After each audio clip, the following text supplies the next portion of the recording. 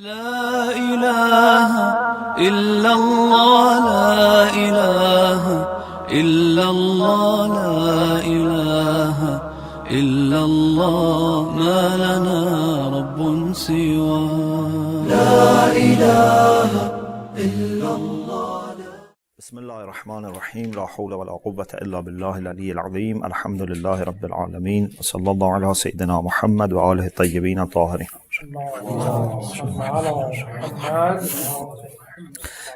Alhamdulillah, we finished the discussion about Quran being a miracle and about the concept of miracle according to Allama Tabatabai. Today we want to have a brief overview of the whole discussion about miracle. If you remember, Allama Tabatabai made several points. The major points that he made about miracles was that, first of all, miracles are not exceptions for the principle of causality. It's not that when we have miracles, that principle is not applicable.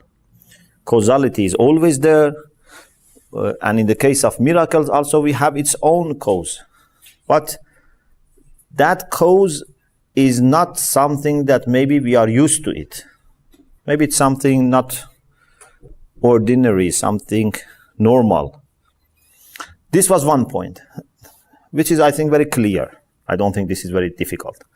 The other point is that in the case of miracles, what happens is not impossible. It is just extraordinary. Because those things which are not ordinary are sometimes impossible and sometimes possible, but not ordinary. For example, if someone says that God has put 10,000 people in this room with this size at a certain time in history, this is not possible. You cannot put 10,000 people in this size room. Yeah? It's impossible. Or God made 2 + 2 5. There was a time that one prophet showed people that 2 + 2 becomes 5. This is impossible. But there are certain things which are possible, but normally they don't happen. These are extraordinary possible things. And in the case of miracles, we are dealing with this type of things. The things which are possible, but not very common. Okay? This is another point. I think this is also not very difficult. This is also clear. The other point is that in the case of miracles and non-miracles, at the end, the final or the ultimate cause is God the Almighty. So you can attribute everything to God. So this is also something very obvious, that Allah subhanahu wa ta'ala is the final or ultimate agent or cause of everything, including the miracles. This is also, I think, not very difficult. There are 2 points that need more reflection. One is that Allama rahmatullah alayh said that in the case of miracles, what would be the immediate cause? Al-illatul mubashara, the immediate cause, not the cause which come later. The immediate cause must be material. This is one point which is very important. And the second point is the role of the soul or the spirit of the prophets. It's not that the prophets were just witnesses for miracles. God made those miraculous actions, and the prophet just were there to present. For example, they say, people, look at what God is doing. It's not like that. If a prophet was bringing a miracle, he himself was the channel of God's action. So God did his own action through the prophet. Okay? For example, Allah subhanahu wa ta'ala told Prophet Isa alayhi salam, وَإِذْ تَخْلُقُ مِنَ الطِّينِ كَهَيْئَةِ الطَّيْرِ فَتَنْفُخُ فِي فَتَكُونُ طَيْرًا بِإِذْنِهِ. You create a statue of a bird from clay, and then you blow into it, it becomes a bird. This is very much different from saying to people, look, this is a clay and God is going to make it a bird. Or the Prophet Ibrahim, when he asked Allah subhanahu wa ta'ala, رَبَّ أَرَنِي كَيْفَ تُحْيِي الْمَوْتَى,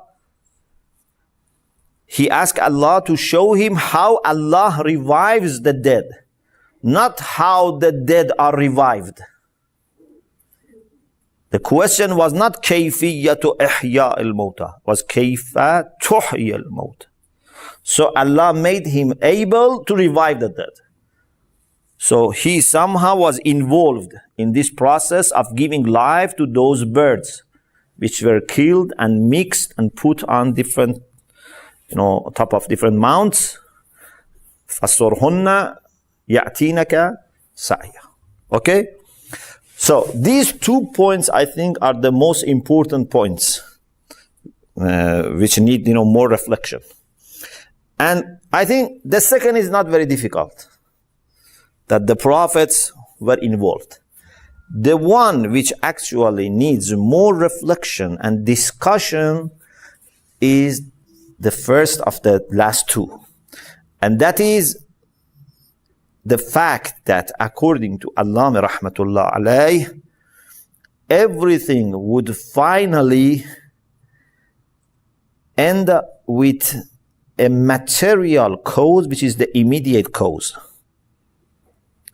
If you want to make the stick of Musa a dragon, this must be caused by something which is material. If you want to bring some food here, you have to have something material here. Yes, that material by itself may be caused by something immaterial, something spiritual. That's not a problem. But the immediate one must be material. This is the point that I think is very important and needs reflection. Why? What's your reason about this? It should be material, direct reason.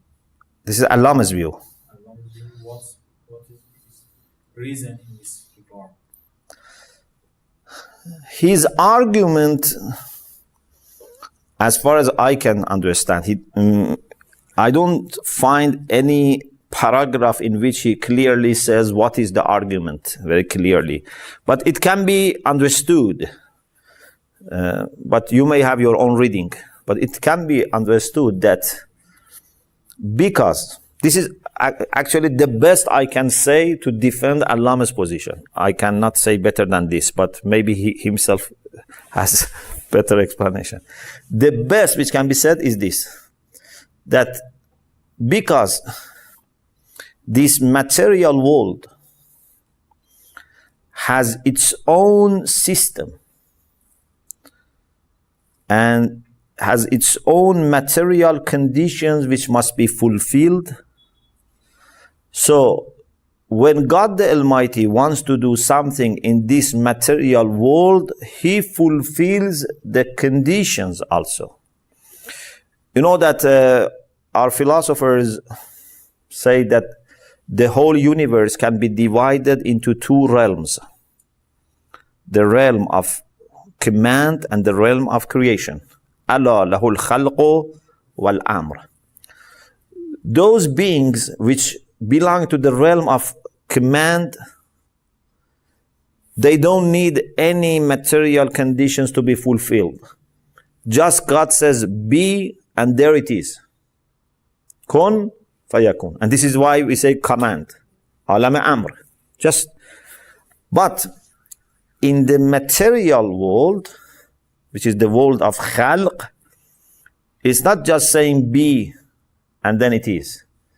First, conditions must be fulfilled, and then God says be. So if a person wants to have a father, a father wants to have a child, or a mother wants to have a child, they need certain conditions to be fulfilled. If father and mother never touch each other, then there can be no child. Yeah? Through praying. Even through praying. They should pray and touch, not just pray. Praying itself doesn't work. Or if you want to, for example, have better harvest this year. You know harvest? Farmers, when they grow wheat, then harvest. If you want to have better harvest, you cannot just pray. You have to plant the seeds, look after them. There should be rain, there should be good air, sun must also shine, and then you can have good harvest. But just, sit at home and pray, it doesn't work. Okay? There is a beautiful story that a person very much wanted to have a car, and he didn't have enough money. So he saw that they say the banks give, prizes for the people who open account there and put some amount of money. So they draw the lots and they give prizes. So he said, "Oh Imam Raza, if my name comes out, the first place that I go with my car is Mashhad. I come to visit you." So when they declared the winners, his name was not there. But to show his goodwill, he still went to Mashhad. By bus or train, he went to Mashhad. The next time, he said, "Oh Imam Raza, if my name comes out, I walk to Mashhad." Again, his name didn't come, but he walked to Mashhad to show that he's really a good person, committed person. The third time, he said, "Oh Imam Raza, if my name comes out, I will crawl." Crawl all the way to Mashhad. And again, his name didn't come out. So he crawled to Mashhad and he was injured and bruised. Bruised? Kabut. So he was injured and bruised. And then when he reached Mashhad, he went to sleep. He was so tired. And he had a dream. And in his dream, he was told, first open an account. And then make this promise. He had forgotten to open an account. So, this is a very beautiful story. It can be useful in many places. For example, for people who expect Allah's, favor, Allah's mercy without doing anything. They want to have good life in Akhirah without doing anything. We say you should open an account with God. If you have no account, if for example God makes every 1 tuman 1 million tuman, okay, this is very generous, but you should bring 1 tuman. You cannot say, okay, every 1 tuman is made 1 million tuman. So I don't have 1 tuman, so give me 1 million minus 1. It doesn't work. You cannot say, give me 1 million, then I give you back 1 tuman. You have to bring first 1 tuman, because God multiplies. If it's 0, even if you multiply, it's still 0. Yeah? So this is a very good example, very good story. So you must do something and then expect a miracle or, a prayer work, something special happen. So Allama perhaps wants to say that in this material world, the will of God does not come without material conditions being fulfilled. Will of God has some conditions.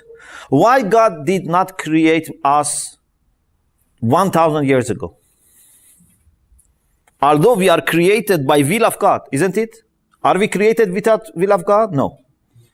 But why will of God was not there 1,000 years ago? God is not changing. Say, because the conditions were not fulfilled. Will of God for our existence depends on some material conditions. Did you get the point? It's a very important point. Will of God for our creation had some prerequisites. Yeah? Some conditions. Otherwise, why we were not created in eternity?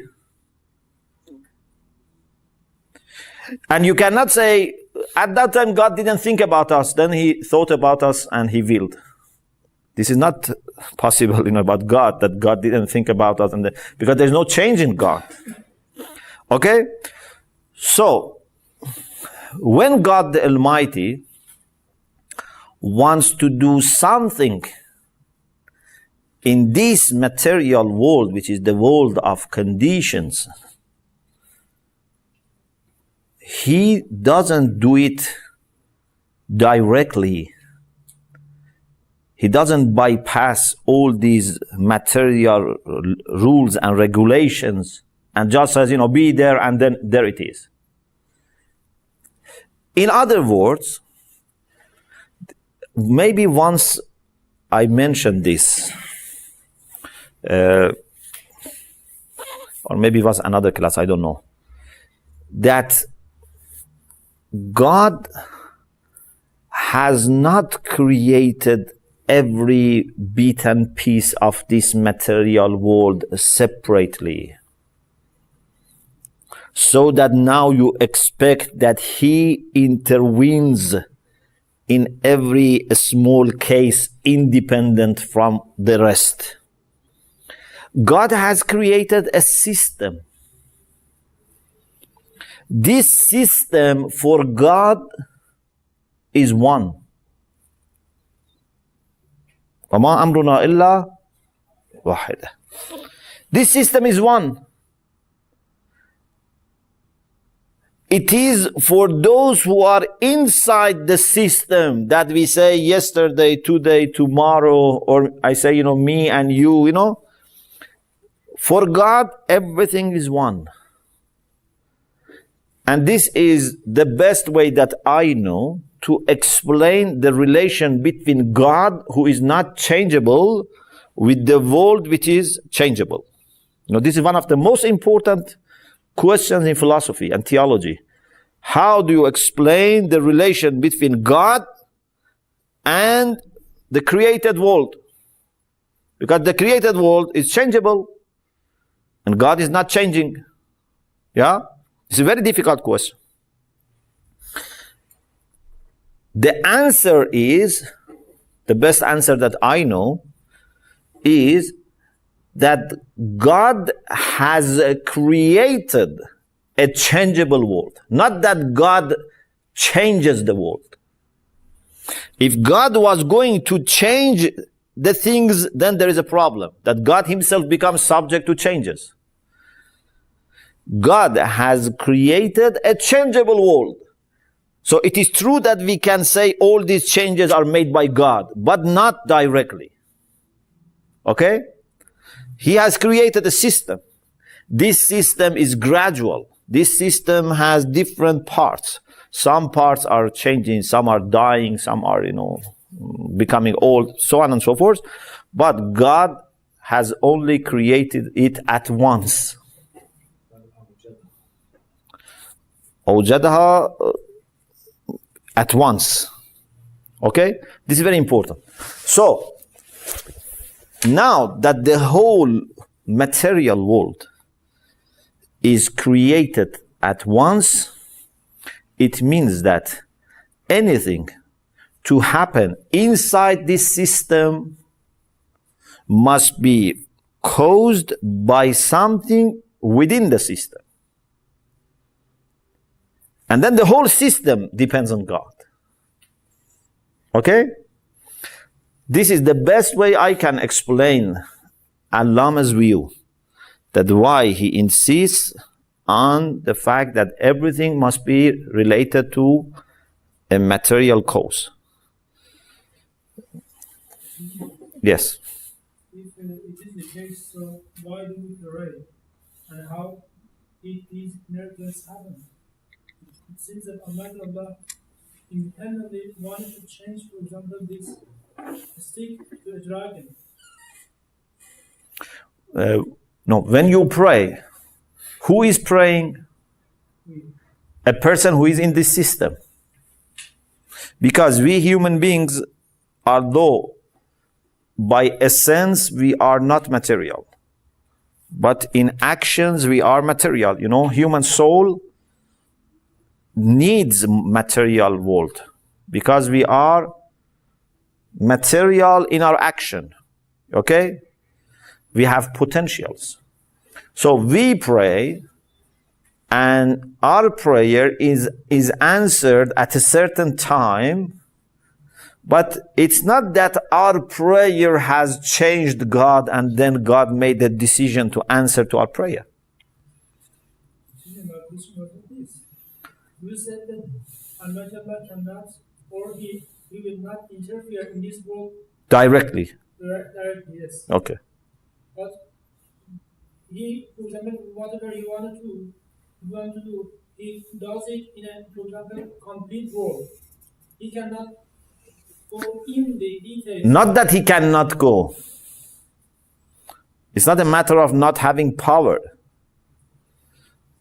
It's not a matter of God's power being limited. This is not possible. This is too little for God. This world is too little for God to get involved directly. In the case of miracles, The same. Therefore, what God does is God, through a human being, this is my own explanation, of course. Perhaps Allama means this. God, through a human being who has a spiritual and material aspects, influences this world. And this is a very important concept. This makes us better understand why we need Hujjah of God on the earth. What is the role of Hujjah of Allah? What is the role of the vicegerent of God on the earth? You know, we say about Imam Zaman, Aina sababul muttasilu bayna al-ardi was-sama. What is his role? Or why do the angels and the spirit descend to the heart of Imam Zaman or Hujjah of Allah at every generation? Because he is a human being. He's not divine. And he's not an angel. Because angels are abstract. Yeah? He is a human being. He has a spirit which has a spiritual essence, but still material actions and interactions.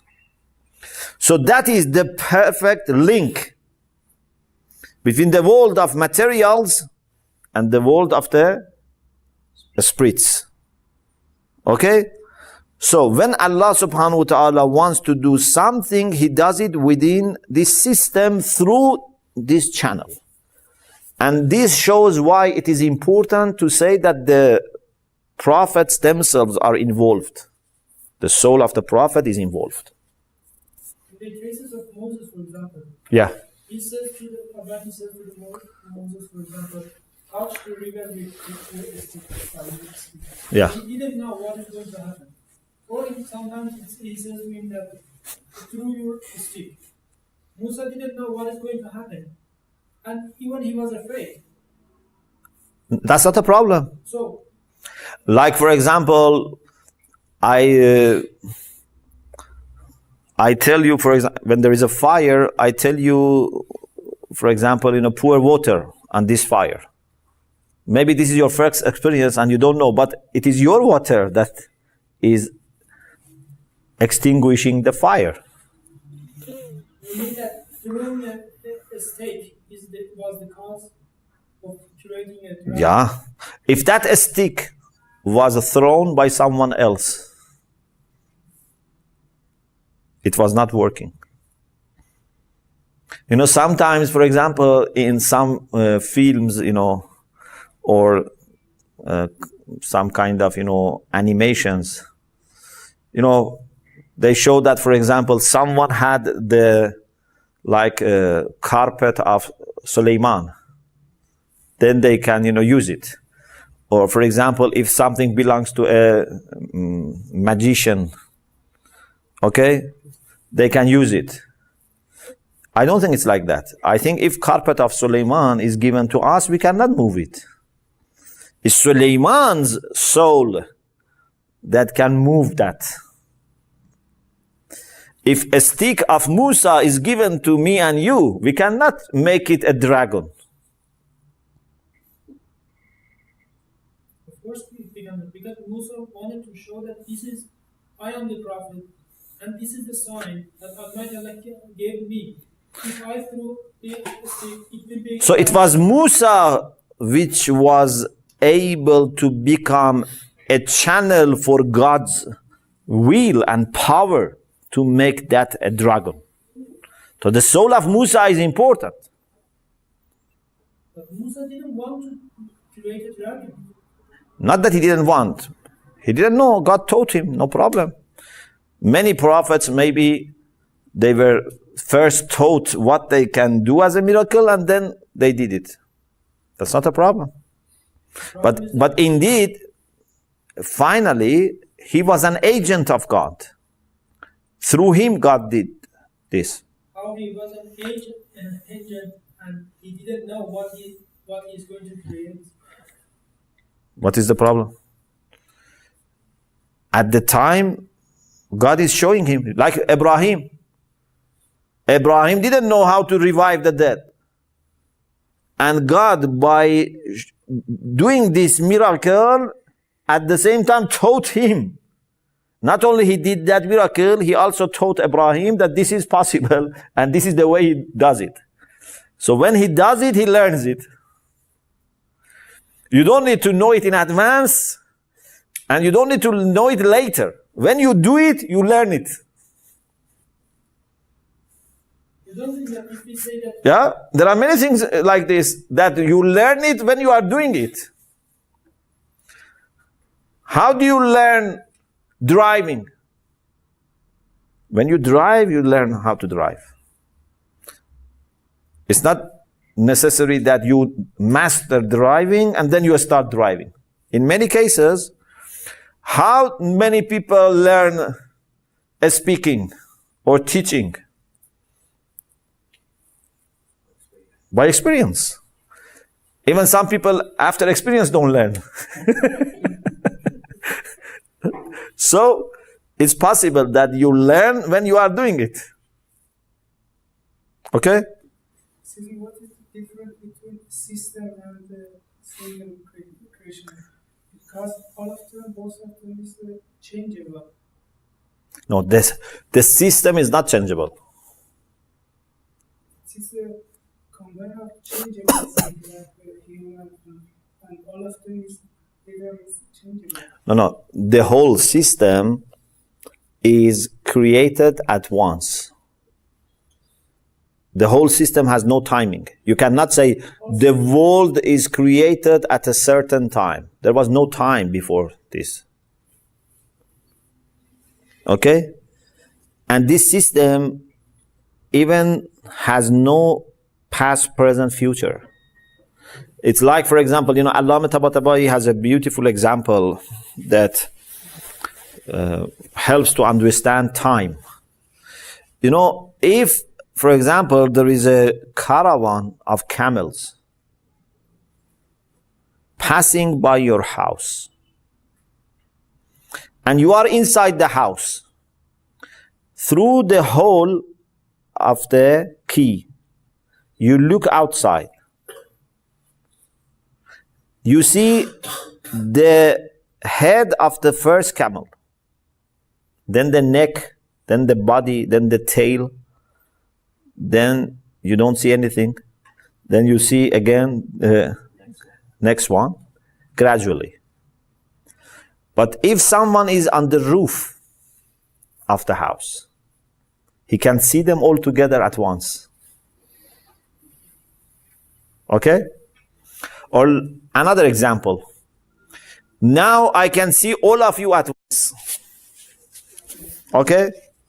But if I put my hand in front of my eyes and threw at you through a hole, then I can only see one person at a time. So I have to move my hand to see you. You are not moving. Okay? So, for Allah subhanahu wa ta'ala, all creation is present. For those whose vision is restricted and they are part of the system, some of the things have already passed, some of the things have not come. Okay? So this is a very important point. It can explain many things about knowledge of God, about, future events, many things. So this is what I think can be said as an explanation of Allama view. That in the case of miracles, I think there is no need to have a material cause which is completely material. I think you can have a human soul also, because it is also material, at least in actions. But anyway, something material, something which has potential, something which is maddi, because in philosophy when we say maddi, is different from physics. When in physics you say maddi, you mean something which has 3 dimensions. In philosophy, when we say maddi, means something which has potentials. Okay? So even human soul is maddi. Yeah? Because it has potentials. So something in this sense, not something that must be a physical body which has 3 dimensions. Something material in the sense that I am explaining must be involved as the immediate cause. Okay? And that is perhaps the soul of the Prophet or the Hujjah of Allah, and maybe even before him, and that thing, there are other things. But you cannot jump from this event directly to God or directly to angels. You must go through that soul which has some material aspects. This is very important. I hope you have grasped this, because this is very helpful in understanding many things. Yes? Once I suggested that, can we say that the role of Prophet to the Quran was the role of that tree to talk to the Moses? Okay. The role of the Prophet in revelation of the Quran Was the role of that tree in talking to the Moses? No. You said no. Yeah. And today I say no, yeah. But right now you are saying that we need a material cause for creating a miracle. What does this material cause in creating a Quran? In the case of Holy Quran, what does that material thing? The Quran. This is a very good question. And a better answer. The Quran was revealed to the heart of the Prophet sallallahu alaihi wasallam. Okay? This is not something material. But we need the Prophet to introduce this Quran to us. The miraculousness is introduced So Quran is a miracle for us. in what? This is very important. Revelation of Quran to the Prophet is not miracle. Technically. Because miracle is what a prophet does with the claim of being a prophet. And he also does challenge. So it is something between the prophet and people. But the revelation of Quran to the Prophet himself, technically, we don't call it mu'jiza. Mu'jiza is between the Prophet and us. That is the background of mu'jiza. Okay, that's the background. So, me and you, to be able to have access to the Quran, we need the Prophet to be between us and God. Or even between us and Jibreel. Me and you cannot receive revelation directly. This is the miraculousness of the Quran. No, this is one aspect of it. Yes, this is one aspect of Quran being a miracle. Yeah. Indeed, this is a very deep understanding of miracle. What I said, it means that you cannot have it yourself. You need someone who is connected to God to bring it. If me and you were able to get it directly from God, then we could also do the same thing. Why me and you cannot bring Quran down? Because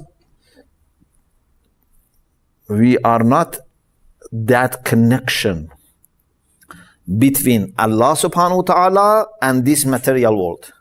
We are not as-sababul muttasil bayn al-ardi was-sama. And for the same reason, I believe, and I think you also agree, that if there is a prophet and there is a holy person that later he can become a prophet, that holy person does not receive revelation directly.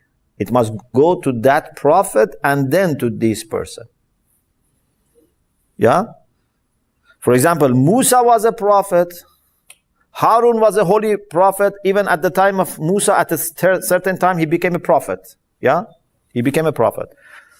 But the message of God must come to Musa. And through Musa to Harun. When he becomes a prophet, then that's another issue. When he becomes a prophet, maybe he receives some form of messages, but the major message, the book, must be given to one of them. Or when, for example, we have two imams, Imam Hassan and Imam Hussein. Or three imams, Imam Ali and Imam Hassan and Imam Hussein. Or one prophet and three imams. The prophet and Imam Ali. Okay, they lived at one time. But only one of them acts as that connection. Yeah? At each time, one person is responsible. One person is in charge. Why is that? It's impossible for connection, two persons for connect with God at the same time? Or it's something happened before? Maybe it's difficult to prove it that rationally it's impossible, but this is what we understand from the hadith and from the text, that at each time there must be one hujjah of God, one person in charge. Khalifatullah cannot be two people. There is a hierarchy. This is more compatible with Tawheed. Why we cannot have two imams at one time? Why we cannot have two persons in charge? Because this is better compatible with Tawheed. Or we can put it one of them in charge of the Khalifa and the You know, I very much like this idea.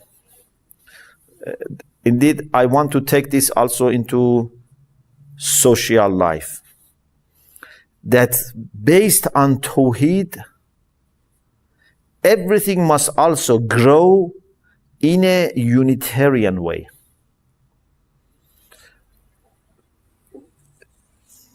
It's very important idea. You know,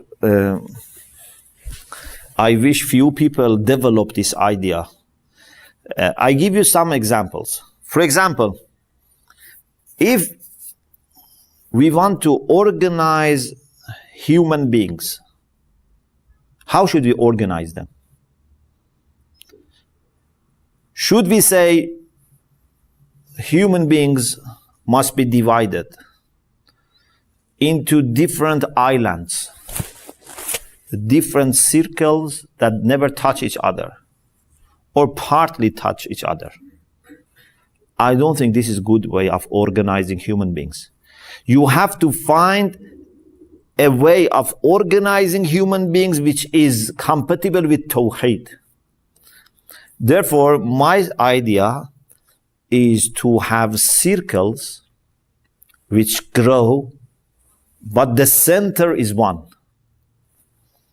So we have a first circle of mu'mineen, second circle of Muslimin, third circle of believers in God, fourth circle of good human beings.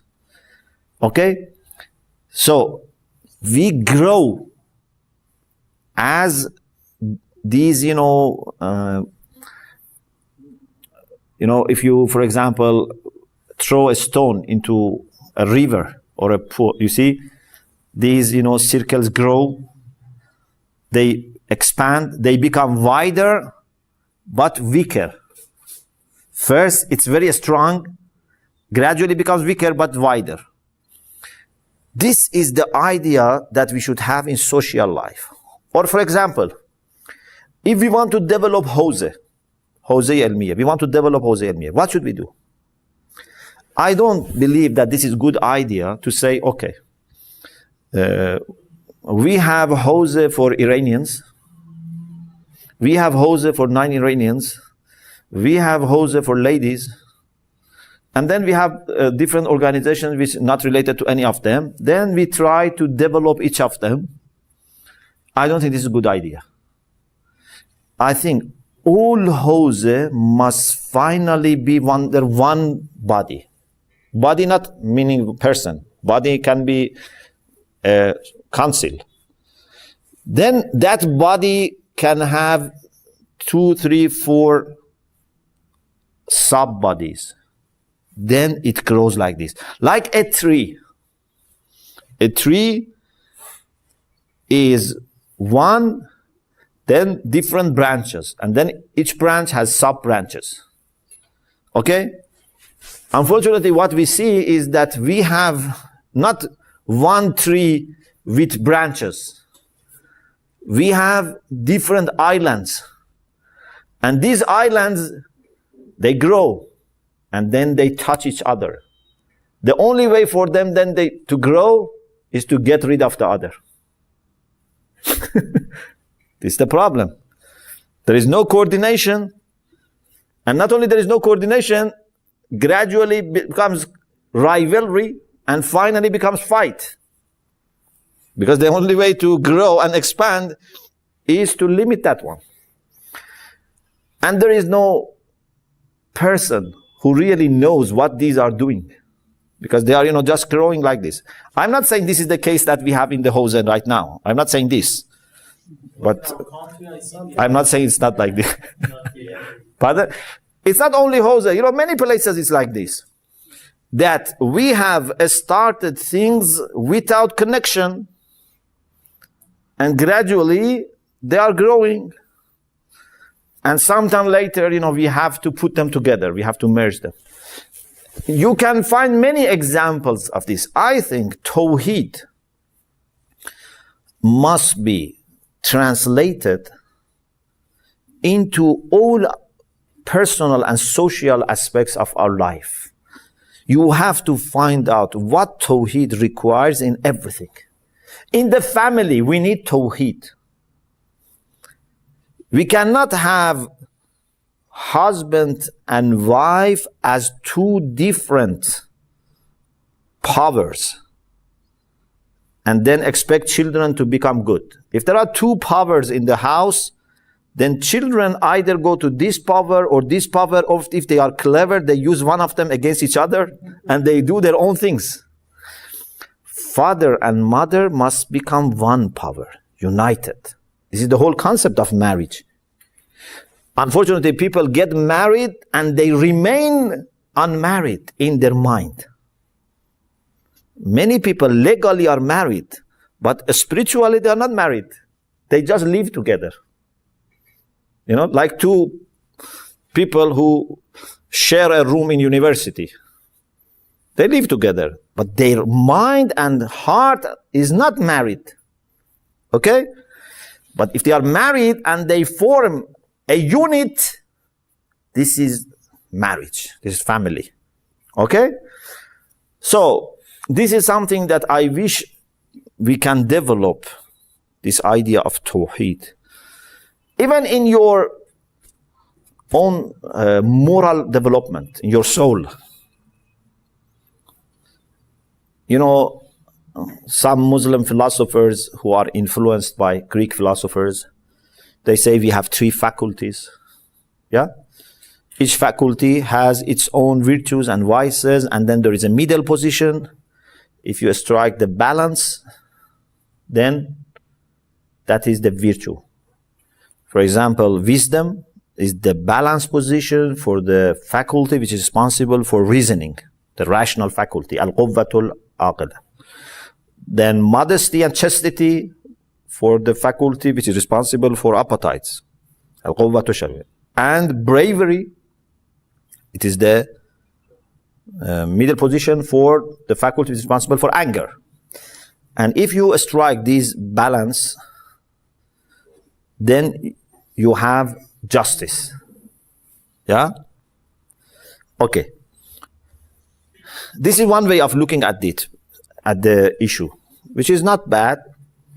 But I think these 3 must not be taken separate from each other.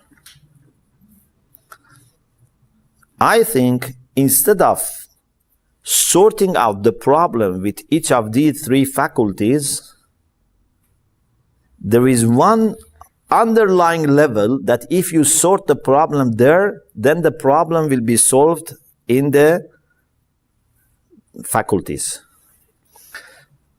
If someone becomes a real muwahhid, a real servant of God, automatically his rational faculty, his faculty of anger and faculty of appetites will work properly. It's like, for example, if you want to change a bad country, bad government, into a good country, a good government, instead of changing people who are in charge of different offices, you should change the leader, the king, the president, who is the leader. Because if he is changed, then everything else will be sorted out. Yeah? So, if the leader of our soul is aql, which is hujjah of Allah, then everything else will be sorted out. So, this concept of Tawheed is very important, and it can affect every aspect of our life. And you know, Allama Tabatabai has an idea which is not exactly this, but about akhlaq. Inshallah, we will reach in the first volume. That he says, Quranic theory of akhlaq is based on Tawheed. Normally, they talk about outcomes of the actions. That if you do this, you would have good outcomes in dunya or good outcomes in akhirah. If you do bad things, you have bad outcome in dunya or akhirah. But Allama says, as far as we know, Quran is unique in trying to awaken the sense of Tawheed in human beings. When you become a muwahhid, then everything will be sorted out. This idea of Allama is very important, and we need to extend it to other areas of life. Okay? So, the concept of Tawheed must be taken very seriously, and as I said, when God the Almighty wants to run this world, He does it through a hierarchy, and that hierarchy is to have one person as Hujjah of Allah. Under him you can have several people, but you cannot have two people parallel to each other and independent from each other as a Hujjah of Allah. But I cannot prove this rationally, that because rationally you cannot be very specific. If you tell me, rationally prove that there must be 12 Imams, I cannot prove rationally that there must be 12, not 11 or 13 or 14. Because rationality, doesn't go into the details. Yeah? Because the premises, the muqaddamat that we use have to be universal. Yeah? Can you prove rationally that today is Saturday? No. Can you prove rationally that we must say 17 rak'ah every day? No. This doesn't mean that this is against reason. It means that the reason has nothing to say about the details. So I cannot prove rationally. Maybe you can prove, or later maybe you find other people. But I think we cannot prove that exactly must be 2 at every level or 3. But it seems that from the hadith we can be confident that the Hujjah of Allah at each time must be one. Under him you can have different people responsible for different things. That's not a problem. Okay. Yeah. About the miracles, you can say the miracle of the will of God comes down to people through the power of the prophets, through the soul of the prophets. And The miracle comes down? the will of God. Will doesn't come down. What do you mean comes down? The will of God is fulfilled through the power of prophets, soul of prophets. And this soul, I think, formed that will and determined that will of God in some way by prophets. This will is determined and formed in some certain ways. The prophet forms the will of God? Yes, in some way. For example, if another prophet want to fulfill the miracle of the people, he may work, he may do something else. But the will of God is the same. No. You can say it in this way. I think what you want to say can be said this way, that God's will depends on the particularities of the prophets. Not that the prophet defined the will of God, but will of God takes into account the particularities of the people. This is a better way of explaining that. So, when God wants to send a message to humanity, He not only looks at human beings, He also looks at that prophet who is going to deliver the message. Yeah? So, it's like, for example, us, when we want to send a message to someone. If I want to send a very philosophical message to someone, I try to choose a person who can understand my message himself and then explain to people. It's not that that person has changed my will. It means that I have taken into account the abilities of that person, the capacity of that person. Yes.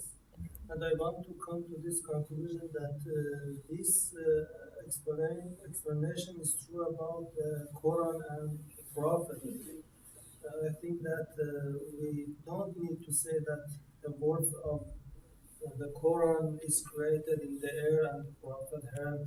Then we can say that God's will change the words through the soul of the Prophet. But did the Prophet choose the words? Yes. No. But at the same time, this word is under the control of God. But the word is the word of the Prophet. Not something in the air that Prophet. This doesn't comply with the Quran, because in the class on Monday we explained that there are many evidence from the Quran that what was revealed to the Prophet had wording. What you say is possible, and maybe for some prophets was like that only the meaning was revealed.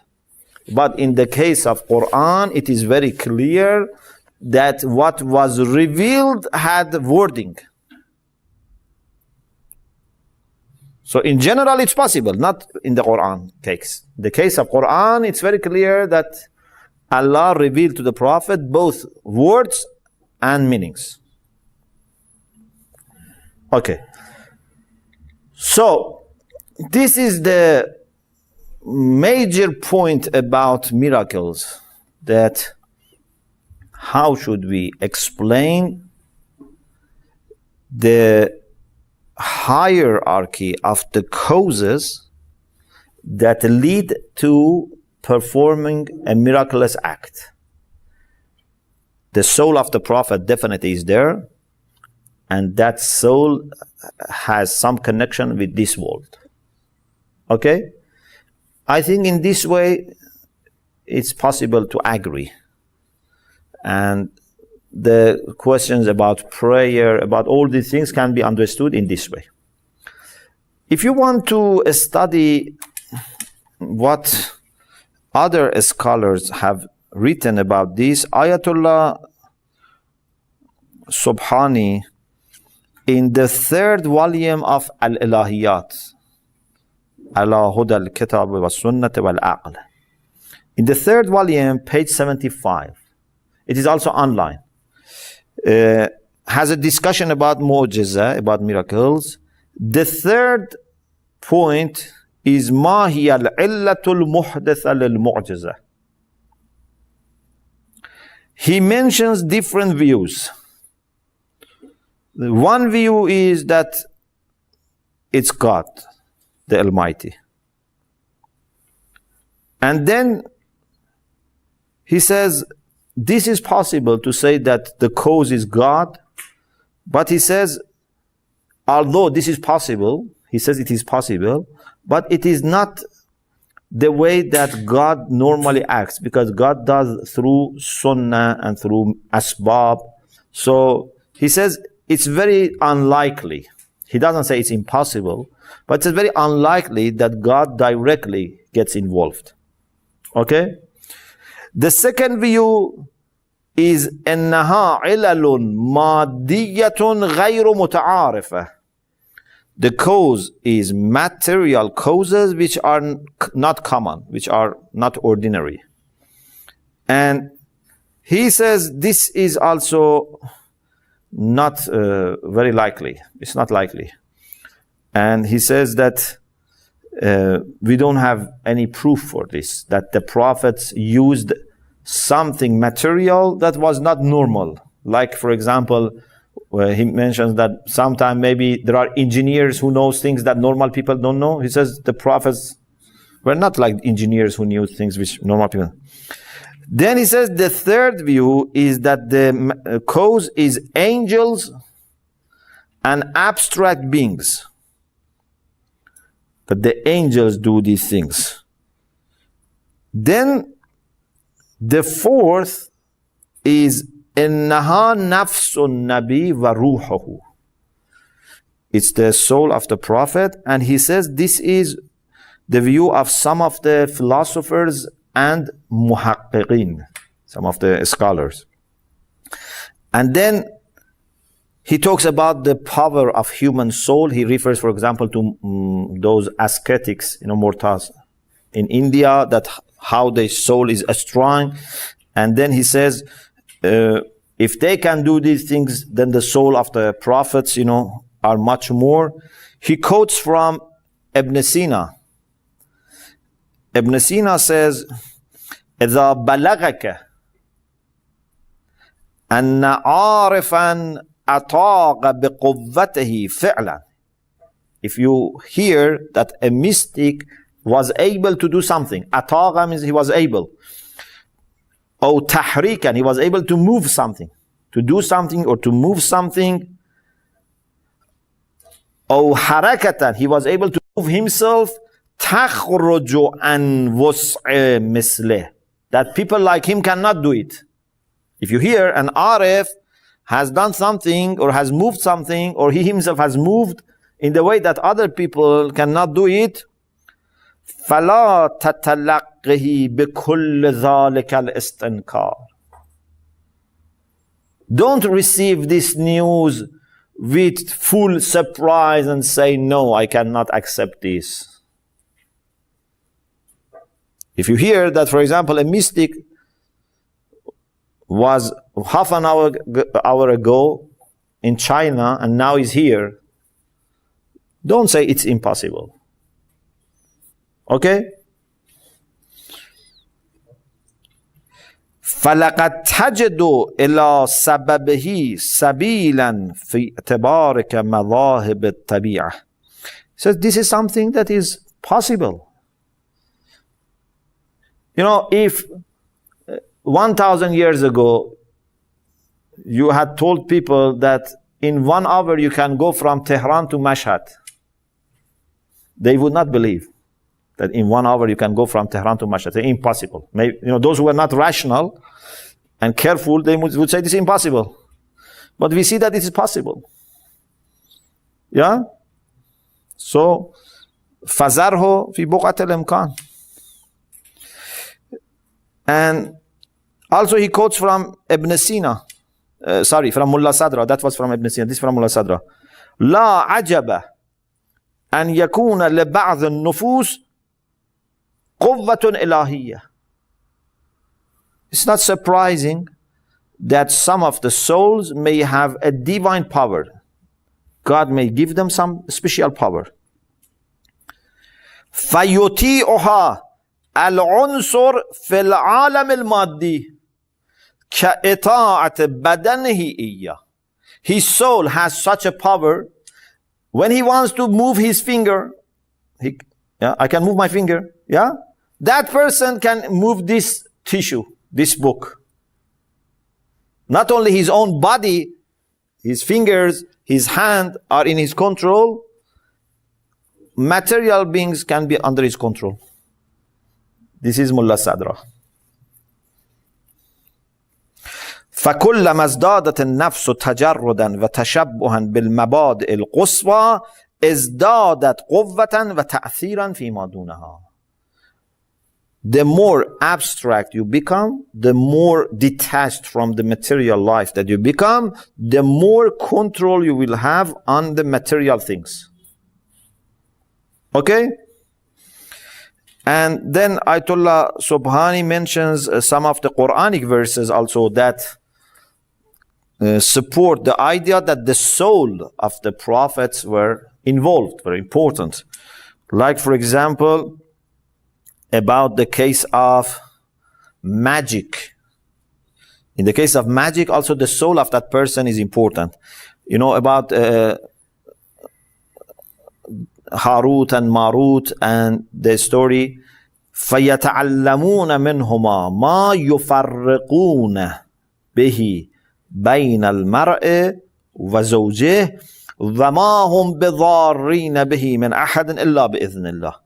This إِذْنِ اللَّهِ shows that it's possible that the magicians may do some harm. Yeah? It's possible. But there is no mention about the Iznillah here Where? in this verse. وَمَا هُمْ بِالضَّارِّينَ بِهِ مِنْ أَحَدٍ إِلَّا بِإِذْنِ اللَّهِ. Comes the Iznillah or not for magician? Izn Tashri'i is not there, but Takwini is there. I don't know. There is any Izn here for them Tashri'i, no. or Takwini? Yes, if there is no Takwini, how can they? Harm to the people? Yes, they can. They were separating wife and husband from each other. It's a harm. This is harm, that you separate people. Nobody can prevent them. This is a discussion, very beautiful discussion. What is the reason that magic can work? I have an idea, maybe sometime we discuss. I think magic, very briefly, I think magic can only work on people who have no strong determination. Okay? If someone has a strong determination, magicians cannot play with him. And most of people don't have a strong determination.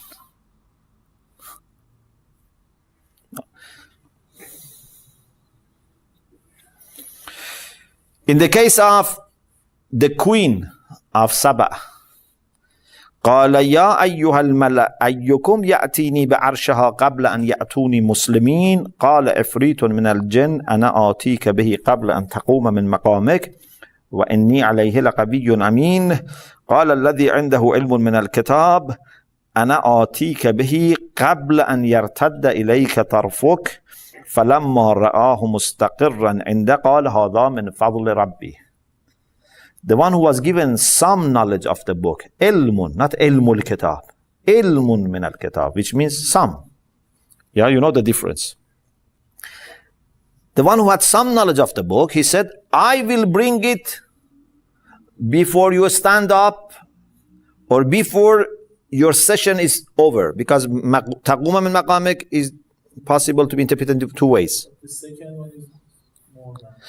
Yeah, this is more important because that one's, Jen said, قَبْلَ أَن تَقُومَ he said, before your eyes blink, which is more quick. And the first one said, إِنِّي عَلَيْهِ لَقَوِيٌّ أَمِينٌ. So before doing this, he said something about himself. Not maybe in bad way, but anyway, he said, "Inni alayhi laqawiyyun amin." The second, perhaps he didn't say anything. And when he did it, he said, "Haza min fazl Rabbi." The first one, before doing, he said, "Inni alayhi laqawiyyun amin." The second one didn't say anything. When he did it, he said, "Haza min fazl Rabbi." I think because Suleiman was worried about the jinn. Maybe he destroyed that things, I think. No, because both of them proposed and that one was faster. No, that's what the jinn maybe destroyed. That. So yes. What is your evidence? Because you say I am Qawiyun Amin. Maybe he doesn't rely on it. And he shows that Yes. he didn't. Suleiman doesn't rely on the jinn. Why? Because of that, mention and focus on the Qawi and Amin. I mean, don't worry about me. I'm Qawi and Amin. Because of it's some. No. So when Hazrat Yusuf said, "Anni Hafizun Alim," means he was not Hafizun Alim. Because that person doesn't know Hazrat Yusuf. Doesn't know him. Because he was a person He knew him. in the jail or cell, I think. No, I don't think it necessarily shows that Suleiman didn't trust him. This is normal that when you want to undertake a responsibility, you talk about your qualities and qualifications. Maybe Suleiman was not, suspicious about him. He wanted to say, I'm able to do this. I am strong and also I am Amin. honest. It's not that, I take it somewhere else and use it for myself, for example.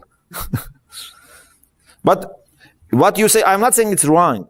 I'm just saying what is the evidence for that. Maybe what you say is right, but just I'm looking for some evidence. Okay, he mentions, some of these verses of the Quran, and then Ayatollah Subhani, at the end he says, فَاتَّضَحَ مِنْ جَمِيعِ مَا ذَكَرْنَاهُ من الآيات والشواهد أن للمعجزة إلة إلهية متمثلة في نفوس الأنبياء وإرادتهم القاهرة. In the case of magicians, as you remember, we said it's not always ghalib. It's not always, overcoming all obstacles. But for the case of prophets, they really is always overcoming all the obstacles. You remember we talked from Al-Mizan.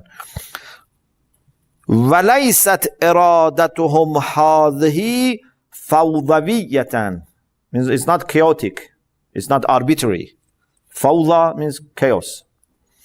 وَإِنَّمَا لِظُهُورِهَا ظُرُوفٌ وَشَرَائِطُ خَاصَّةٌ. So those wheels also have some conditions to come. So he doesn't go that much into the details of the discussion that we had, about material thing. But I think it confirms what we said, that at least the soul of the prophet as something which can have connection between the spiritual world and the material world must be involved. And miracles happen through that soul. Okay? And this doesn't mean that God is not able to change things here. It's just the system. God can change, but that change comes like this. Yeah? So if he wants to bring something here at this time, he can bring it, but he does it through a system. Okay? When there is no good system, the one who is on the top must always intervenes directly. But if it's a good system, you don't need to get involved directly. Now, alhamdulillah, we have good blood circulation in our body. Okay, so the heart is standing in its own place and the blood goes everywhere. The heart doesn't need to go say, okay, let me go to the foot, see what is happening. Let me go to the head to see they are not working properly. Yeah? The heart is there and everyone listens to the command. Yeah? Our society must also become like this, that everyone does his own job properly. Yeah? Allah has created the system in this way, that he doesn't need to come down and check, what is happening. Okay? And doesn't need to leave the word, and separate from the word. Because this sending the prophet and having a relationship with God and prophet. Yeah. Like a bow. And so God is not detached or separate from the world. He's not far from the world. Like a person from the bow. Yeah, and separate from the bow, that bow shaking and turning in a simple way. Yeah. Yeah, that's not like that. It's not that God has kicked the ball and the ball is now evolving. No, it's not like that. It's like, not exactly, but it's like the ball that it's in your mind and it's evolving. It's like that, but not exactly. It's much greater than this, but it's like that. Okay, so inshallah, next week we can continue with new discussion. We have discussion about Hidayah and Dhalal and about Jabr and Tafweez. about predestination or determination, you can say predestination or determination, and tafwiz, which is delegation of all the power and authority to human beings. And the middle position, They finished Bahs al-Mu'jiza. mu'jiza is finished. No mu'jiza is going to happen. We covered all of the discussion. Okay. We covered all of the discussion according to Al-Nizam. Yes. Alhamdulillah. But if you study and you have new ideas, we can discuss next week. You can always discuss about mu'jiza. You're welcome. Thank you. Thank you very much. Alhamdulillah Rabbil Alamin.